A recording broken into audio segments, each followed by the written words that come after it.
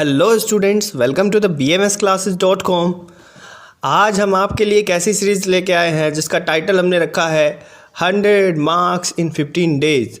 Means सिर्फ 15 दिन अगर आप हमारी सीरीज़ पे फोकस करते हैं देन आपके 100 मार्क्स की हम गारंटी लेते हैं। तो इस लेक्चर सीरीज़ में, इस एग्ज़ाम सीरीज़ में हम आपको क्या क्या चीज़ प्रोवाइड कराएंगे वो चीज़ आप देख लीजिए। इम्पोर्टेंट स्लोक्स, जी हाँ, important shlokas, quick revision notes, video lectures, previous year exam papers, free PDF slide, जी हाँ, फ्री पीडीएफ स्लाइड हम आपको प्रोवाइड कराएंगे। इसके साथ ही 24/7 सपोर्ट भी आपको प्रोवाइड कराया जाएगा, चाहे वो यूट्यूब हो, चाहे वो व्हाट्सएप, इंस्टाग्राम हो, कहीं पे भी आप एनी टाइम हमसे कोई भी क्वेरी हो, किसी भी तरह का डिस्कशन कर सकते हैं, कोई भी क्वेश्चन पूछ सकते हैं, वहाँ पे आपको 24/7 आंसर मिलेगा। देन मोस्ट इम्पॉर्टेंट क्वेश्चन, जो हर वीडियो के आखिर में हम मोस्ट इम्पॉर्टेंट क्वेश्चंस जो उस स्लाइड का या उस लेक्चर का निचोड़ होगा कि ये इम्पॉर्टेंट क्वेश्चंस हैं, ये आने ही होते हैं, 90% चांसेस होते हैं कि वो आएंगे, तो वो हम रखेंगे। अगर अभी तक आपने हमारा टेलीग्राम चैनल ज्वाइन नहीं किया है तो अभी के अभी जाइए, टेलीग्राम पे सर्च कीजिए या फिर डिस्क्रिप्शन में आपको एक लिंक मिल जाएगा टेलीग्राम, वहाँ से ज्वाइन कर सकते हैं। मैं आपसे उम्मीद करता हूँ, क्योंकि हम पूरी ताकत से यहाँ पे ये चीज़ आपके लिए बना रहे हैं, फ्री सीरीज़ बना रहे हैं, किसी तरह का कोई चार्ज नहीं ले रहा हूँ, तो पूरी ताकत से मैं उम्मीद करता हूँ कि आप भी इस चैनल को सब्सक्राइब करेंगे, शेयर करेंगे, लाइक करेंगे, जितना ज़्यादा हो सकता है इस चैनल को फैलाइए।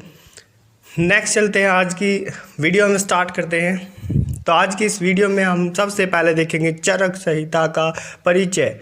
चरक संहिता का परिचय, क्योंकि वाइवा लेवल पे ये बेसिक इन्फॉर्मेशन है, आपको पता ही होनी चाहिए, ठीक है। और इन वीडियोस में हम अभी के अभी ये कंफर्म करेंगे कि हम बहुत ही स्पीडली सिलेबस को लेके चलेंगे, ठीक है। तो चरक संहिता के प्रथम उपदेष्टा मतलब जिसने उपदेश दिए थे वो कौन थे? पुनर्वसु आत्रेय। इनका काल 1000 ईसा पूर्व।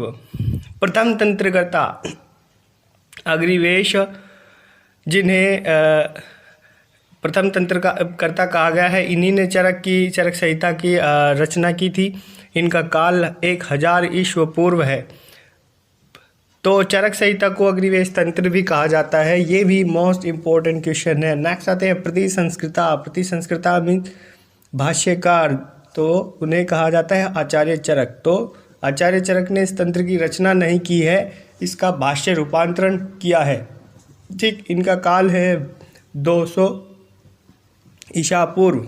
नेक्स्ट होता है संपूरक जो थे वो दृढ़ बल थे। दृढ़ बल की काल बताया गया है 4 सदी। संपूरक क्या होता है कि कुछ पूर्ति उन्होंने की है, इस शास्त्र में कुछ कमियां रह गई थी तो वो दृढ़ बल ने उनकी पूर्ति की है। अब आ जाते हैं विषय विवेचन पे। विषय विवेचन में पढ़ते हैं कि चरक संहिता के अंतर्गत हम कुल 8 स्थानों का वर्णन पढ़ते हैं, कुल 120 अध्याय, कुल श्लोक 12,000 पढ़ते हैं, और कुल सूत्र क्या होते हैं और श्लोक क्या होते हैं, दोनों में डिफरेंस ये है। सूत्र होते हैं धागा, मतलब जो बेस होता है, जो एक ट्रिक कहते हैं, एक ट्रिक बनाई गई है, वो उस ट्रिक को सूत्र नाम दिया गया है। और श्लोक में हम कुछ भी चीज़ पढ़ सकते हैं, मतलब उस सूत्र का एक्सप्लेनेशन भी हम श्लोक में पढ़ सकते हैं। तो कुल सूत्र क्या है?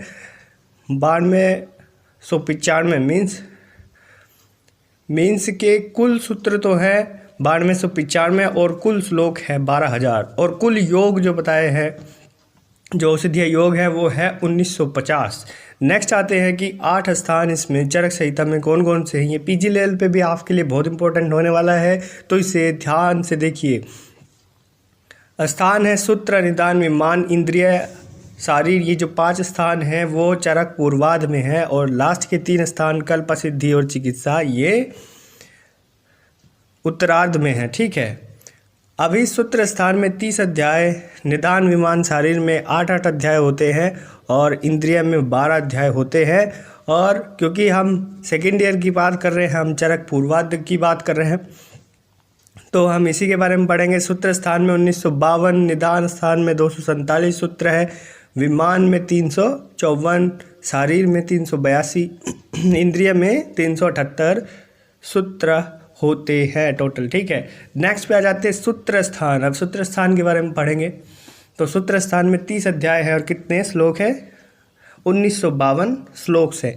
तो सूत्र स्थान को हम 7 चतुष्क में डिवाइड कर लेते हैं, क्योंकि ये 30 अध्याय हैं। 30 अध्याय को हम 7 चतुष्क मतलब होता है कि 4-4 का एक पेयर बना लेते हैं। ठीक है, तो कुल मिला के 7 पेयर बनाते हैं और 7 की 4 से गुणा करें तो मल्टीप्लाई करेंगे तो कितना होगा? 28 होगा। इसके अलावा 2 संग्रह अध्याय होते हैं, ठीक है, जिनमें निचोड़ रखा गया है, संग्रह किया गया है। ठीक है, नेक्स्ट इसकी ट्रिक क्या है? BSNL यानी BSNL क्रिया, ये इसकी ट्रिक है, BSNL क्रिया। ठीक है, तो भेषज मतलब B से मतलब भेषज, S से मतलब स्वास्थ्य, N से मतलब निर्देश, L को ड्रॉप कर दीजिए क्योंकि ये एक्स्ट्रा है, K से मतलब कल्पना, R से मतलब रोग, Y योजना, A अन्नपान। तो ये हो गया BSNL क्रिया। ठीक है, N इसलिए रखा गया क्योंकि BSNL आसानी से याद हो जाएगा। ठीक है, नेक्स्ट आते हैं पहला अध्याय। अब क्विक रिवीजन चलेंगे बहुत तेज़ी से, जो इम्पोर्टेंट है उन्हें ही हम इसमें पढ़ने वाले हैं। तो पहला श्लोक देखिए, अथातो दीर्घजीवित्यम अध्यायम व्याख्यास्यामः। चरक सूत्र स्थान 1/1 अध्याय 1 श्लोक 1। तो अथातो दीर्घजीवित्यम अध्यायम व्याख्यास्यामः, इसमें अर्थ जो वर्ड है, अर्थ का मतलब है मंगल सूचक। कई बार एग्जामिनर पूछ लेता है कि पहला जो श्लोक है दीर्घजीवित अध्याय, पहला अध्याय, उसका पहला श्लोक, उसमें अर्थ है। अर्थ का क्या मतलब होता है? मंगल सूचक। इसका मतलब होता है मंगल सूचक। तो किसी भी शास्त्र की हम अगर मंगल सूचक शब्दों से स्टार्टिंग करेंगे तो माना जाता है कि वो अच्छा शास्त्र है। तो इस सूत्र में जो पहला जो सूत्र है, इसमें 8 मांगलिक पद है। 8 मांगलिक पद, अथ, अत, दीर्घ, जीवित्यम, अध्यायम, वी, अ और ख्यास्यामः। ये क्या है? ये 8 मांगलिक पद हैं। नेक्स्ट आता है कि नेक्स्ट पॉइंट है दीर्घ जीवन की खोज में उग्र तपा को भारद्वाज भी कहते हैं। ठीक है, तो भारद्वाज देवराज इंद्र के पास गए थे और वहाँ से उन्होंने ज्ञान प्राप्त किया।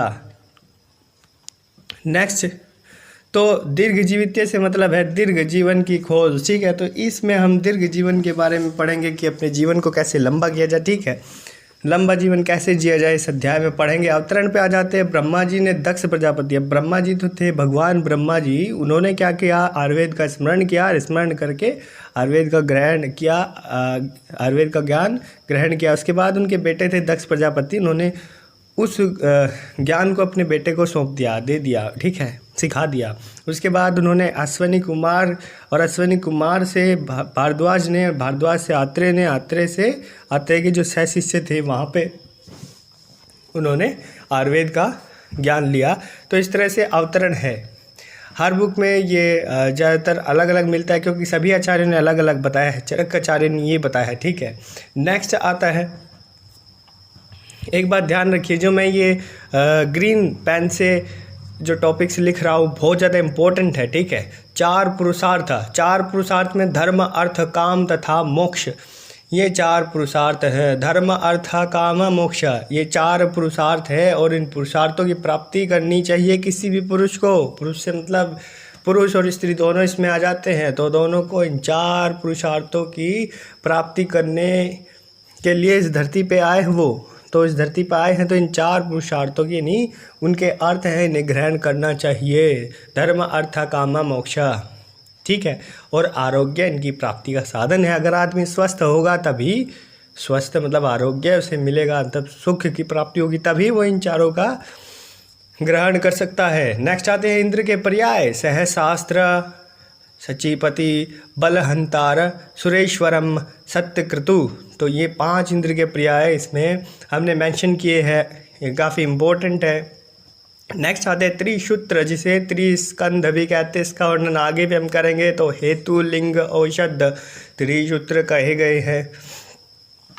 ठीक है, अब आते हैं षट पदार्थ। षट मतलब 6 और पदार्थ मतलब कि मैटर। इसका वर्णन हमने पदार्थ विज्ञान की जो पहली हमारी वीडियो उसमें बहुत ही अच्छे से षट पदार्थ का वर्णन किया है। ठीक है। और पदार्थ 6 प्रकार के बताए हैं। आचार्य चरक ने इनका एक सीक्वेंस अलग बताया है और वैशेषिक दर्शन में इनका सीक्वेंस अलग है। तो चरक ने बताया है सामान्य, विशेष, अगुण, द्रव्य, कर्म, समवाय। लेकिन वैशेषिक दर्शन में क्या कहा गया है? द्रव्य, गुण, कर्म, सामान्य, विशेष, समवाय। ठीक है, तो दोनों में सीक्वेंस अलग अलग है। नेक्स्ट पे आते हैं बहुत जल्दी से। त्रिदंड, त्रिस्तंभ। त्रिदंड या त्रिस्तंभ दोनों एक ही नाम है। त्रिदंड क्या होता है? सत्व, मन। सत्व कहते हैं मन को, आत्मा और शरीर। ये तीन क्या है? मन, आत्मा और शरीर। सत्व, आत्मा और शरीर, ये क्या है? त्रिदंड है या त्रिस्तंभ है। ठीक है। नेक्स्ट आते हैं द्रव्य की संख्या। तो द्रव्य की संख्या 9 बताई गई है। इसे कारण द्रव्य भी कहते हैं। पंच महाभूत, मन, आत्मा, दिशा, काल, ये क्या है? 9 द्रव्य है जिन्हें कारण द्रव्य कहते हैं। फिर आता है द्रव्य के 2 प्रकार होते हैं, चेतन और अचेतन, जिसे कार्य द्रव्य कहते हैं। चेतन से मतलब है सजीव और अचेतन से मतलब है निर्जीव। अब आते हैं गुण का, ये टॉपिक है। गुण टोटल होते हैं 41 गुण बताए गए हैं, 4 भागों में विभक्त किए गए हैं। सा अर्थ, गुरुवादी, आत्मा, परादी। सा अर्थ को इंद्रिय गुण भी कहते हैं। इनकी संख्या 5 होती है। शब्द, स्पर्श, रूप, रस, गंध। ठीक है। गुरुवादी जिन्हें शारीरिक गुण भी कहते हैं और चिकित्सा गुण भी कहते हैं, 20 होते हैं। गुरुवादी गुण के बारे में आपने अष्टांग हृदय में भी पढ़ा होगा। ठीक है। नेक्स्ट आते हैं आत्म या अध्यात्म गुण। 6 होते हैं, बुद्धि, इच्छा, द्वेष, सुख, दुख और प्रयत्न। फिर आते हैं परादी, ये सामान्य गुण जिन्हें कहते हैं। कई बार एग्जामिनर पूछ लेता है सामान्य गुण क्या है, तो सामान्य गुण परादी गुणों को कहते हैं। इनकी संख्या 10 होती है। परत्व है, परत्व, युक्ति, संख्या, संयोग, विभाग, पृथकत्व, परिमाण, संस्कार और अभ्यास, ये होते हैं 10 परादिगण। तो ये पूरा गुण का टॉपिक था, ये पूरा कंप्लीट होता है, चाहे वो द्रव्य गुण से रिलेटेड हो। द्रव्य गुण में भी ये चीज़ें सब मेंशन है, इसका एक अलग अध्याय है और उसमें गुण की संख्या बताई है। ये वहाँ पे भी क्लियर होता है, वहाँ पे भी सेम यही चीज़ है। ये एक पूरी टेबल में पूरा अध्याय क्लियर हो जाता है। नेक्स्ट टॉपिक पे आते हैं रोग के त्रिविध हेतु। तो 3 कारण हैं रोग होने के। कौन कौन से? असातम्य, इंद्रिय अर्थ संयोग, प्रज्ञापराध और काल। तो असातम्य, इंद्रिय अर्थ संयोग मतलब कि इंद्रियों का अपने अर्थों के साथ सही से संयोग न होना। ठीक है। प्रज्ञापराध होता है घी गति स्मृति का नष्ट हो जाना, मतलब बुद्धि का नष्ट हो जाना। सिंपल लैंग्वेज में आप समझिए, इंद्रिय अपने अर्थों को ग्रहण नहीं कर पाती है। ठीक है। आँख देख नहीं पा रही है, कान सुन नहीं पा रहे हैं। दूसरा है प्रज्ञापराध, घी गति स्मृति, बुद्धि का नष्ट हो जाना, उसे कहते हैं प्रज्ञापराध। काल होता है यानी ऋतु आदि के कारण भी रोग हो सकते हैं। ठीक है। नेक्स्ट आते हैं, फटाफट से नेक्स्ट देखते हैं षड्रस। षड्रस के बारे में आपने पढ़ा होगा, लेकिन एक यहाँ पे टेबल मेंशन है। 6 रस होते हैं, मधुर, अम्ल, लवण, कटु, तिक्त, कषाय। इसमें से कौन सा किस दोष का सामक है, किस दोष का वर्धक है, वो देख लेते हैं। स्टार्टिंग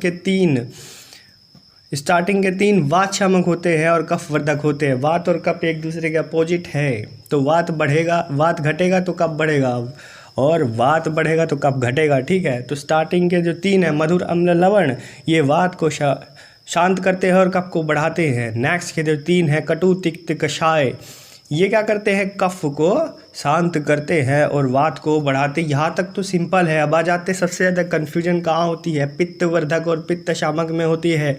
तो अम्ल, लवण, कटु, ये क्या है? पित्त वर्धक। और मधुर, तिक्त, कषाय पित्त शामक होते हैं। मधुर, तिक्त, कषाय, फिर रिपीट कर रहा हूँ, मधुर, तिक्त, कषाय पित्त शामक होते हैं। और बचे 3 अम्ल, लवण, कटु, ये पित्त वर्धक होते हैं।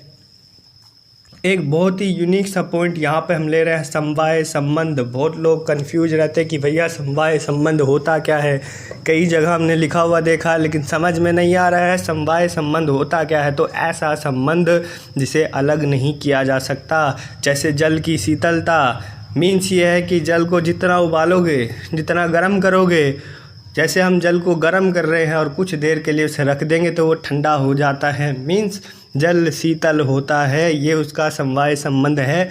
उसे चाहे जितना गर्म करो लेकिन वो रहेगा ठंडा ही। तो ये होता है समवाय संबंध। उसके बाद आता है चिकित्सा सूत्र। इम्पोर्टेंट टॉपिक है। शारीरिक रोग का चिकित्सा सूत्र क्या है, मानस रोग का चिकित्सा सूत्र क्या है। तो शारीरिक रोग का चिकित्सा सूत्र देव व्यापाश्य युक्ति व्यापाश्य चिकित्सा बताई गई है। और जो मानस रोग है उसका सत्वावजय। तो देव व्यापाश्य में क्या है, मंत्र, उपवास, मणि, होम, नियम, इस तरह से जो चिकित्सा की जाती है आदि आदि आदि, तो वो सब देव व्यापाश्य में आता है। युक्ति व्यापाश्य में हम आहार की योजना और औषध की योजना दोनों देखते हैं। युक्ति लगाते हैं, चिकित्सा सूत्र बनाते हैं, आहार की योजना करते हैं, औषध की योजना करते हैं, तो युक्ति व्यापाश्य। नेक्स्ट आता है मानस रोग। जो मानसिक रोगी है उनके लिए क्या चिकित्सा की जाए, तो सत्वावजय चिकित्सा बताई है। बहुत लोग कंफ्यूज रहते हैं, भैया सत्वावजय क्या है, तो सत्व मतलब मन की चिकित्सा सत्वावजय चिकित्सा है। ज्ञान विज्ञान, धैर्य, स्मृति और समाधि, ये क्या है, सत्वावजय चिकित्सा में आते हैं। नेक्स्ट आते हैं वात पित्त कफ के गुण क्या, इन्हें बताने की ज़रूरत है। आप फर्स्ट ईयर से इन्हें पढ़ते हुए आ रहे हैं। फर्स्ट ईयर की क्रिया शारीर की बुक उठाइए, वहाँ से पढ़िए। वात पित्त और कफ के गुण क्या होते हैं, अष्टांग हृदय उठाइए, वहाँ से पढ़िए। नेक्स्ट आते हैं द्रव्यों का वर्गीकरण। मोस्ट इम्पोर्टेंट टॉपिक, द्रव्यों का वर्गीकरण। तो द्रव्यों के वर्गीकरण को कई तरीके से किया गया है। जैसे प्रभाव भेद से द्रव्य 3 प्रकार से बताए गए हैं। पहला दोष प्रशामक, धातु प्रदूषक और स्वास्थ्यवृत्त कर।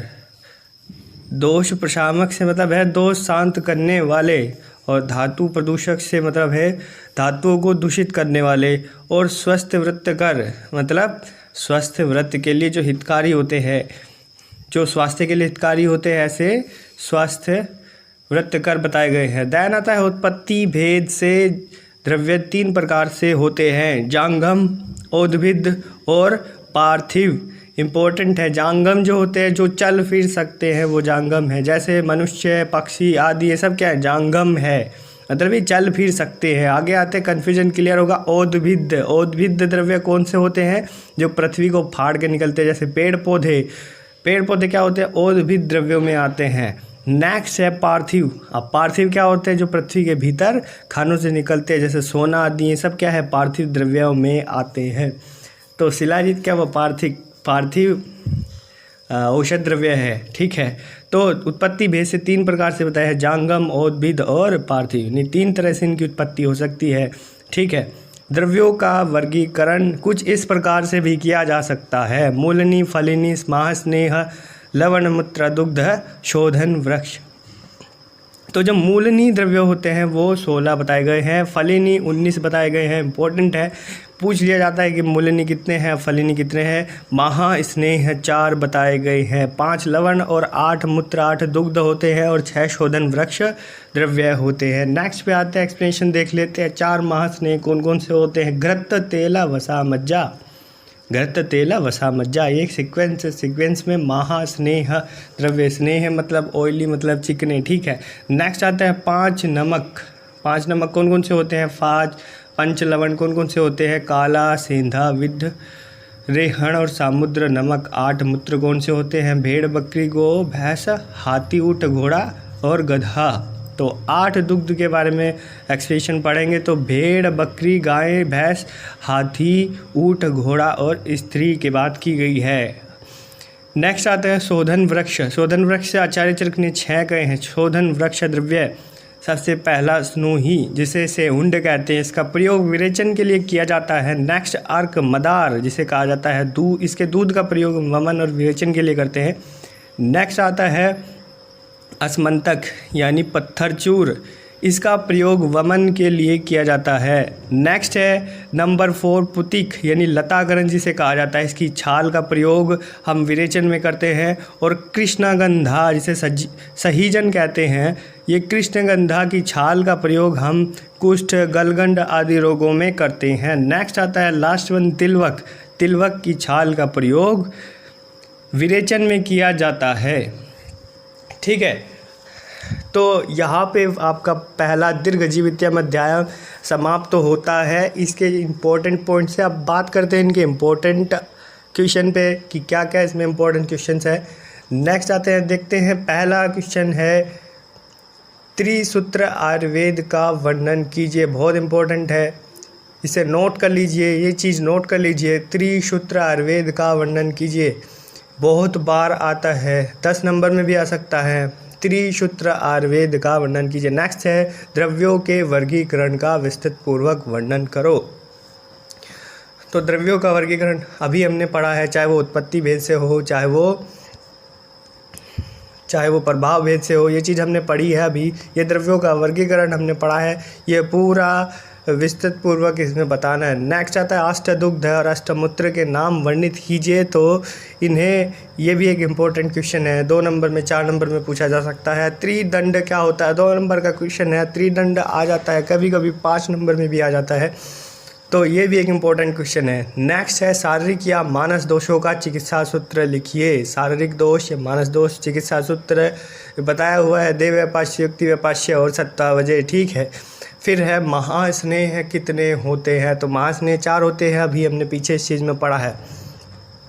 तो ये कुछ इम्पोर्टेंट क्वेश्चन थे जो दीर्घ जीवित अध्याय से होते हैं और कई बार पेपर्स में देखे गए हैं, प्रीवियस पेपर में देखे गए हैं। तो आगे आने वाली जो वीडियोस होगी उसमें हम नेक्स्ट लेक्चर्स के बारे में बात करेंगे, नेक्स्ट चरक के नेक्स्ट चैप्टर्स के बारे में बात करेंगे। तो अभी के लिए बस इतना ही, और आपसे उम्मीद करता हूँ मैं कि आप इस वीडियो को जितना ज़्यादा हो सके शेयर करेंगे। तो अभी इस वीडियो को लाइक कीजिए, कमेंट कीजिए, जो आपकी क्वेरीज है कमेंट करें, और इस स्लाइड को आप ले सकते हैं, डिस्क्रिप्शन में इसका लिंक है, वहाँ से आप इस चीज़ को ले सकते हैं, डाउनलोड कर सकते हैं। तो अभी के लिए बस इतना ही, मिलता हूँ नेक्स्ट वीडियो में, तब तक के लिए थैंक यू। जय आयुर्वेदा।